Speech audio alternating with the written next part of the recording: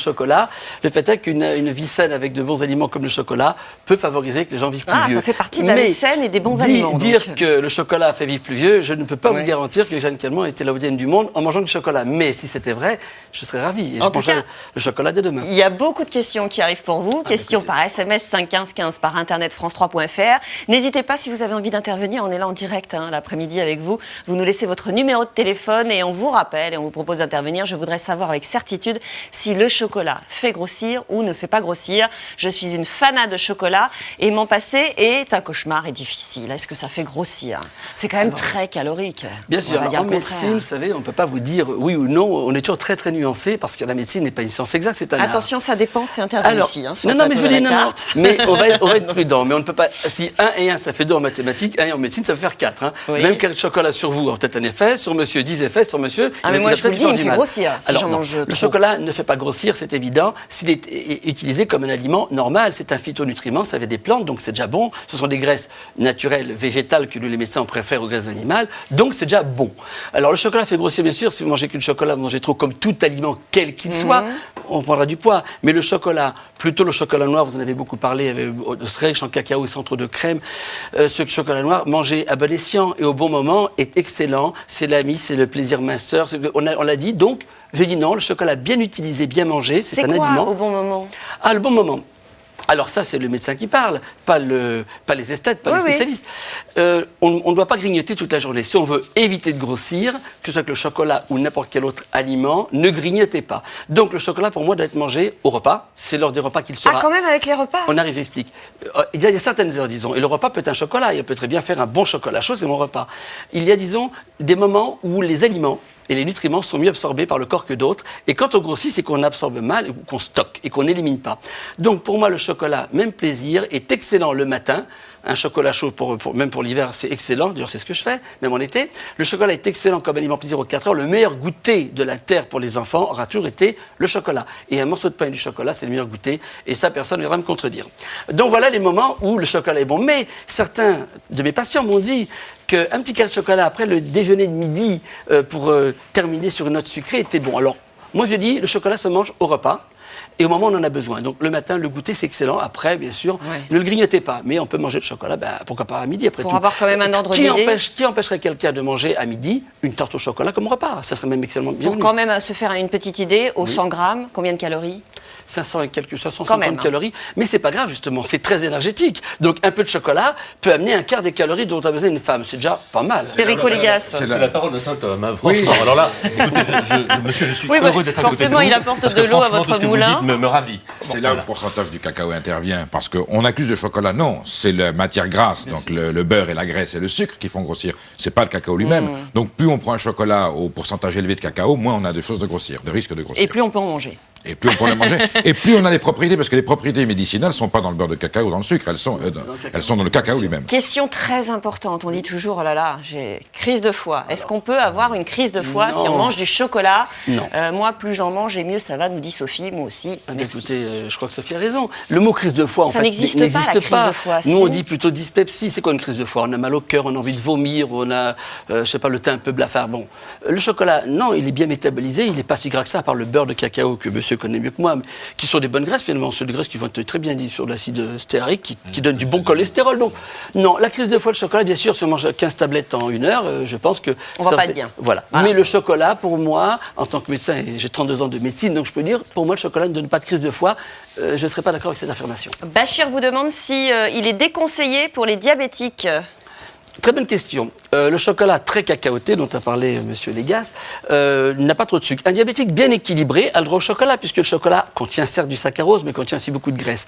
Or, le sucre du chocolat est emprisonné dans les graisses. Et les graisses vont le retarder. Il va être libéré très lentement. L'index glycémique, si Bachir parle de diabète et qu'il doit être diabétique, il connaît ce problème. L'index glycémique du chocolat est relativement lent et n'appelle pas trop d'insuline. Donc, le chocolat n'est pas un sucre, entre guillemets, ce serait plutôt une bonne graisse avec du sucre enfermé avec de bons arômes.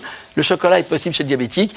à condition que ce soit, un, bien équilibré, et deux, qu'on lui explique comment le manger. Mais je réponds oui, le chocolat est intéressé aux diabétiques. Et est-ce qu'elle est vraie? Maléique, très bon corps gras, Bien sûr, pas de stérique, cholestérol. pas Il liquide, l'aime, voilà, il le oui. défend, son Bon chocolat. cholestérol. Est-ce que la récente étude dont je parlais tout à l'heure est vraie, que ça protégerait de certaines maladies cardiovasculaires? C'est ce que l'on dit actuellement. Le chocolat contient des polyphénols, des flavonoïdes, des antiradicaux libres. Oui. C'est une grande mode depuis 20 ans. Ce qui Et empêche fait le est- vieillissement, c'est ça? Voilà. Les cellules du corps s'oxydent avec l'oxygène, avec le vieillissement, avec les rayons ultraviolets, avec les agressions. Et l'oxydation, c'est le vieillissement. Ouais. Eh bien, les antiradicaux libres, dont fait partie les polyphénols du chocolat, freinent un peu ce phénomène. Donc, il est vrai que le chocolat a des bienfaits, mais dire, oui, ça améliore, mais on ne traitera pas tous les cardiaques avec du chocolat, comme j'ai entendu dans le reportage. Mais pourquoi pas?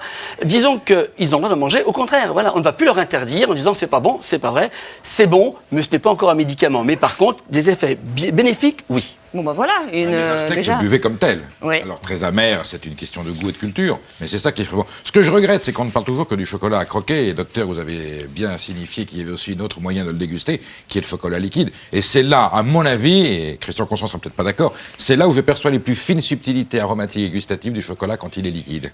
Mais quand vous dites chocolat liquide, c'est pas le chocolat en poudre qu'on achète tout fait et qu'on dilue dans ça du n'a lait. aucun intérêt, parce que Aucun bon, intérêt? On ne distille pas du vin, des grands vins, bien entendu, et on ne fait pas du chocolat en poudre, si vous voulez, avec de grands cacao. La préparation en poudre, c'est la séparation de la matière sèche de la matière grasse. Ça s'obtient par pression, à chaud, et bon, ça n'a qu'un intérêt Donc très qu'est-ce relatif. qu'on fait? On fait fondre Un du bon chocolat On chaud, fait fondre ça. un bon, ben Voilà. voilà. Un bon chocolat chaud, ça part de la Chocolat à tablette, cuire. tout simplement. Non, pas à cuire, ça n'existe pas, le chocolat à cuire. Il faut un très bon chocolat pour faire un très bon chocolat au lait, par exemple, ou un chocolat à l'eau. À l'eau. Voilà, On il peut faut- faire un chocolat faut à l'eau essayer de également. déguster une fois chocolat à l'eau. Là, Chocolat fondu cette dans la barre-là, casserole au lieu de fondre et avec dilué l'eau. avec de l'eau. Voilà. Tout simplement. Dilué dans de l'eau, simplement. Alors, à ce moment-là, bien sûr, c'est apparemment moins gras, moins onctueux aussi. Ça peut être plus intéressant parce que c'est beaucoup plus révélateur des arômes naturels du chocolat qu'on utilise, bien entendu, parce que ça n'est pas dilué dans le lait, et ça a un intérêt, effectivement. Maintenant, dire la façon dont le consommer les Aztèques et les Mayens, moi, je ne vous recommande pas trop, parce que eux fonctionnaient avec... Ils mettaient du piment. Oui. Non seulement J'ai ils une mettaient du piment, recette. mais attendez, ils ne mettaient pas que du piment, ils mettaient aussi du peyote. Oui. Qu'est-ce que c'est que ça? Champignons hallucinogènes. Hallucinogène. D'où l'idée que c'est un excitant Et sexuel. voilà, ça vient Alors de là. justement, on a une question par SMS. Est-ce que oui ou non c'est un excitant sexuel, un aphrodisiaque, le chocolat? Tout dépend si vous mettez du peyote dedans ou pas. Quoi. Voilà. Non, mais- Il faut en trouver. Hein. Moi, je dis oui. Parce Oui. qu'au bout d'un kilo et demi, on est dans un tel état d'euphorie que tout devient sensuel, finalement. Enfin, au bout d'un Alors, kilo et il faut- demi, on n'est pas forcément Non, je au meilleur de la plaisante. forme. Mais hein, non c'est plus. vrai que Est-ce le que je peux vous dire chocolat non peut Alors rendre qu'est-ce qu'il en dit le rendre- médecin? Mais je vais Moi, dire non. je vais prendre l'avis du médecin. Je vais vous dire non, le chocolat n'est pas aphrodisiaque. oui, mais là, on est déçus, Mais attendez, là. attendez. Reconstituant un Voilà, très fort. voilà. Mais le chocolat est un énorme plaisir. Bon, certes, j'ai lu tiens, dans le salon de chocolat de cette semaine que 42% des femmes préféraient manger du chocolat que faire l'amour. C'est ce que j'ai lu. Eh bien, moi, je l'ai lu aussi. Mais est-il aphrodisiaque pour autant? Non, il contient en effet des substances que vous avez citées tout à l'heure, la diéthylphénylalanine. Mais il faudrait tellement de quantité de cette substance pour avoir l'effet. Pour donner un exemple, il faudrait 100 kg de chocolat pour avoir l'effet d'un Viagra ou Cialis. D'accord. Voilà. Vous voyez, Un petit 100 kilos de comprimé chocolat. bleu. Donc aphrodisiaque, non, mais le plaisir qu'il procure, les endorphines libérées, parce que le chocolat libère plein de choses dans le corps. Ce plaisir-là peut favoriser dans certains moments, vous voyez, mais il n'est pas lui-même aphrodisiaque, mais dans un moment érotique ou pratique, croyez-moi qu'il est bienvenu. C'est quand même la barre. C'est quand même la barre énergétique. Des La barre montagnards. énergétique, oui. Alors, des montagnards, et là, c'est la barre énergétique de l'amant, je veux dire. Bon, Non, mais il y voilà. a un truc quand même, parce que je On trouve que fait les des femmes. performances quand même. Les quand femmes, au lieu de on- manger du chocolat, les femmes devraient en faire manger à leur partenaire. Bien sûr, ah, mais Et bien c'est sûr. ça, c'est très mal organisé tout ça. Le chocolat n'a aucun intérêt pour la femme, c'est pour l'homme qu'il est C'est pour l'homme, voilà. Il faut Allez, lui en donner. Suzanne, question pour vous, Christian. Suzanne vous demande la différence entre un moelleux et un fondant au chocolat.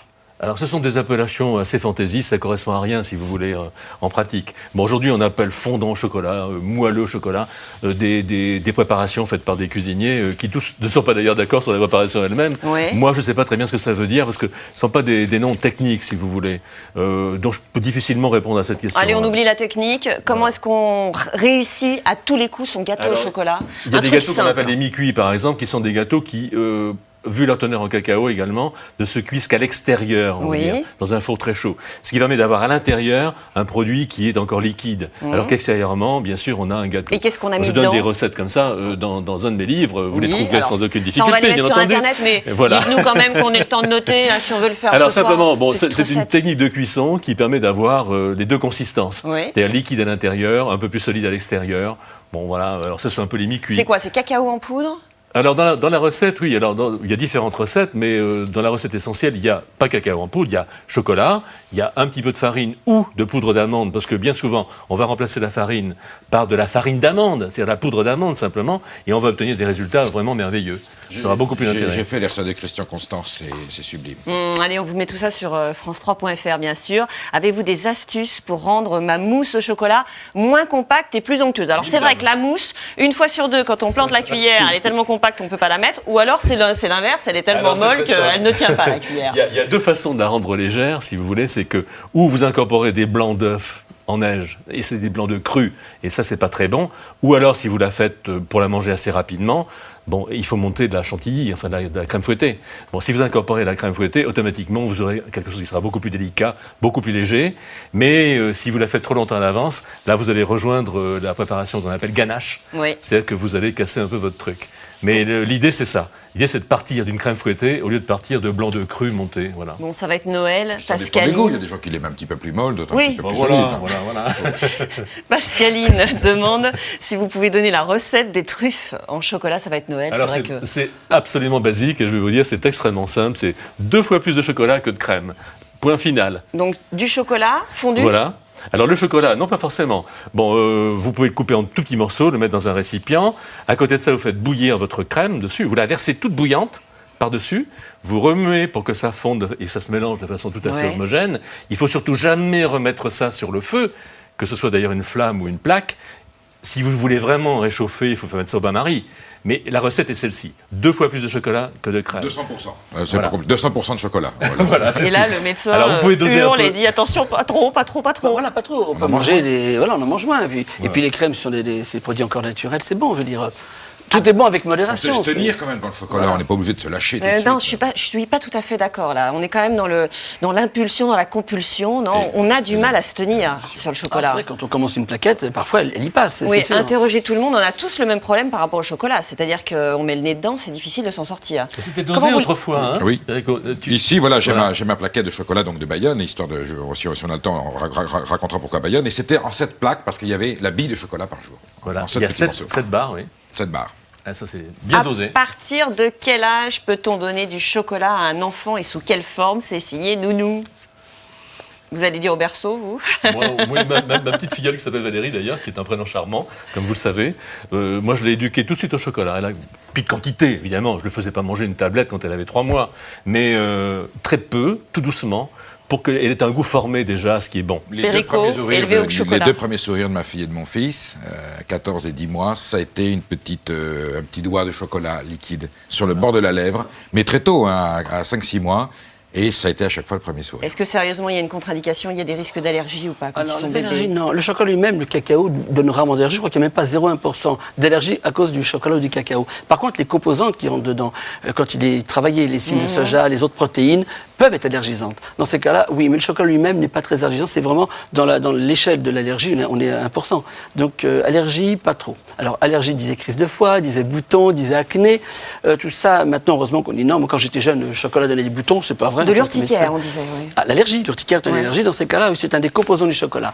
Mais sinon, le chocolat contient un tout petit peu d'une substance l'histamine qui est un peu, qui gratte un peu. Donc, allez, 1% des cas. Mais sinon, le chocolat n'est pas plus allergène que le reste, ne donne pas de boutons, ne donne pas de crise de foie. Il y a de mauvais chocolat industriel. Alors, on est bien d'accord, regarde, là, une fois de plus, c'est pas Oui, moi qui vais me... Voilà, mais on oui. regarde Moi, je l'étiquette, parle, on regarde de quoi il est composé, tout est marqué derrière, et le chocolat, c'est du chocolat. Et ensuite, il y a beaucoup de produits qui s'appellent chocolat qui ne sont pas du chocolat. Exactement. Là, je suis Là, d'accord j'attire avec l'attention du téléspectateur. ce que j'ai sur la entendu en prudence, hein. coulisses sur les graisses maintenant, le beurre de maintenant les graisses que l'Europe a été gérée, c'est pas. graisses Oui, autorisées. il faut pas. Alors, là, on commence à l'huile de palme, ça c'est une catastrophe pour le médecin nutritionniste. L'huile de palme, n'en parlez pas. Donc le vrai chocolat, on parle ici, c'est du bon Les gras chocolat. trans, les fameux gras trans. Mon Dieu, voilà, c'est ça. Alors, non, beurre mais de c'est vrai. noyau de mangue. Regardez ce qu'il y a, mais dans ces cas-là, le chocolat devient un Voilà, aliment banal. c'est ce qui fait quand même qu'ils ne sont pas au même prix.